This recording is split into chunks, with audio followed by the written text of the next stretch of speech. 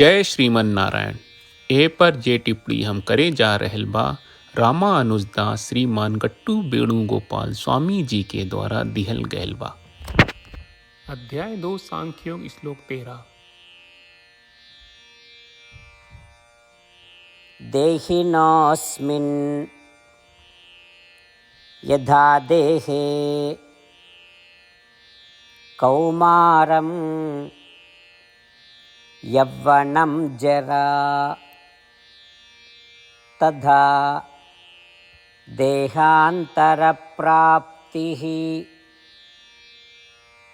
धीरः तत्र न मुह्यति। ओम।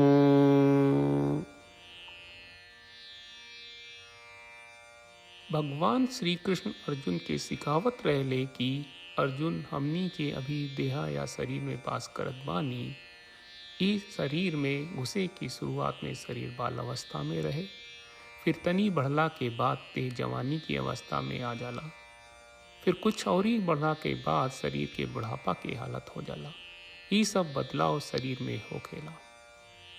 का हमनी के भीतर परिवर्तन हो रहल बा? ना, इस शरीर में कोनो भी आंतरिक परिवर्तन ना होला। हमनी के हमेशा एक ही अवस्था में रहनी।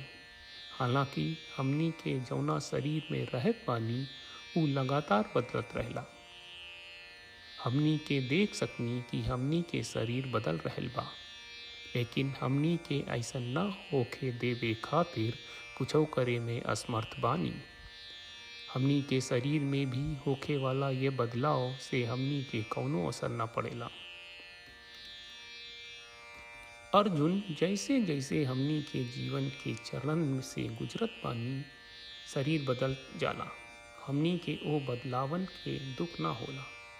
ठीक वैसे ही हमनी के दुख ना होके के चाही जब हमनी का ई वर्तमान शरीर से निकल के बाद ओ में रहे खातिर दूसरा शरीर में गुजरत पानी। काहे कि हमनी ई के रोके खातिर कुछ न कर सकी। ई सच्चाई है जौना के हमनी के स्वीकार करे के हुई। हमनी के ए दे के छोड़े के काम के मृत्यु कहत पानी। हमनी के नया शरीर के प्राप्त ओकरा में निवास की क्रिया के जन्म कह रहल बानी। जब देहा धर्मन के पालन करत बानी तो ओकरा के आत्मा से ना जोड़ी।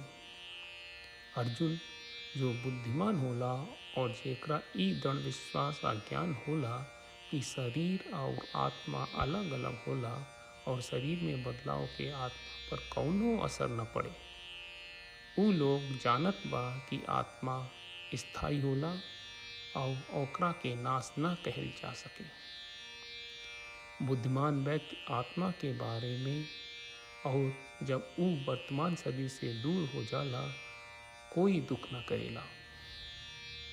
इस श्लोक के माध्यम से हमनी के जौन संदेश आ पाठ समझे का चाही और उनका पालन करे का चाही वो ई बा कि हमनी के रोज याद करे के चाही कि हमनी के आपन शरीर के सामान न बानी।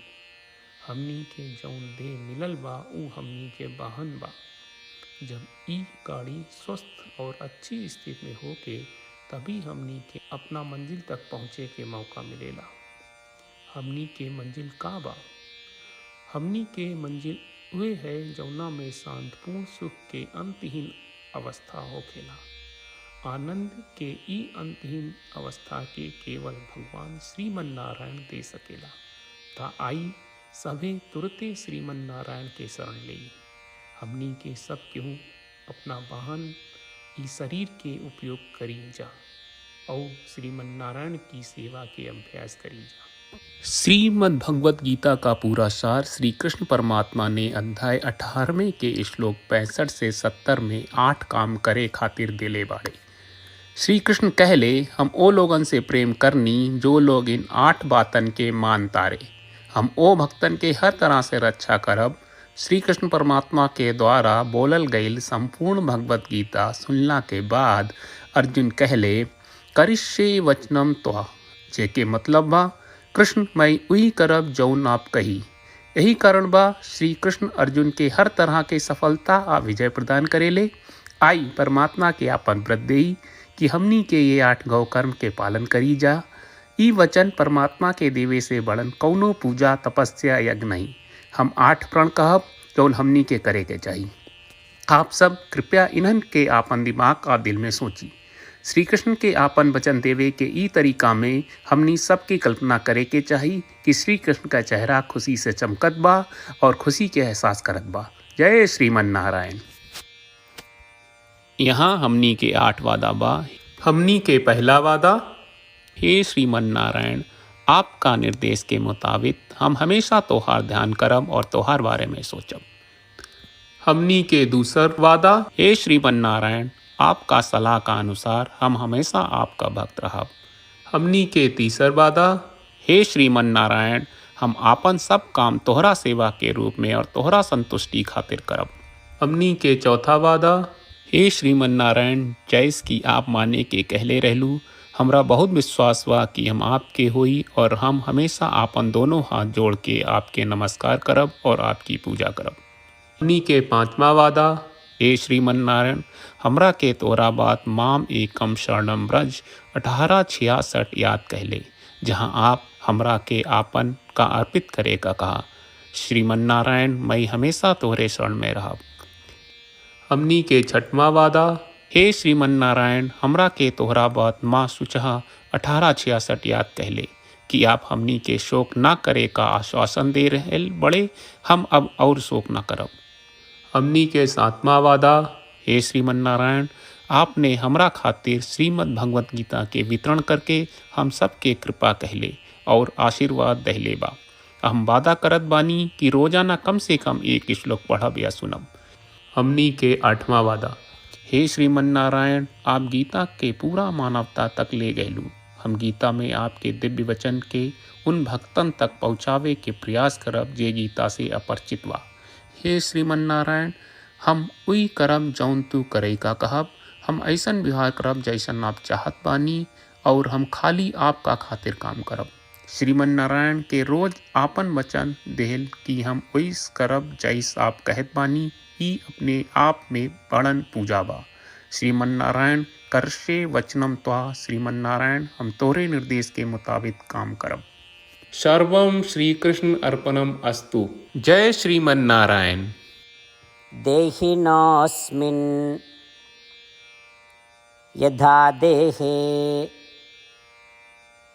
कौमारं यौवनं जरा तथा देहान्तरप्राप्तिः धीरः तत्र न मुह्यति। ओम देहिनोऽस्मिन् यथा देहे कौमारं यौवनं जरा तथा देहान्तरप्राप्तिः धीरस्तत्र न मुह्यति। ओम श्रीमन्नारायण, करिष्ये वचनं तव। सर्वं श्रीकृष्णार्पणमस्तु। जय श्रीमन्नारायण। जय श्रीमन नारायण। सब भक्त लोगों से विशेष अनुरोध बा, जीवन में हर चीज में हमनी के तत्कालिक और प्रभावशाली परिणाम की अपेक्षा रहेला। एकरा खातिर आइए रोजाना 1 मिनट के समय निकालल जाए और नारायण आश्रम पढ़ल जाए। नारायण आश्रम प्राप्त करे खातिर नारायण आश्रम वेबसाइट पर जाई, जो www.narayanashram.org है, और पंजीकरण में आपन नाम और ईमेल दर्ज करी। आपके द्वारा प्रदान कईल गई ईमेल पर आपका एक नारायण आश्रम PDF प्राप्त हुई।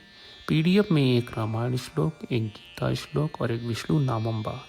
ये तीनों के मिल के नारायण आश्रम कहल जाला।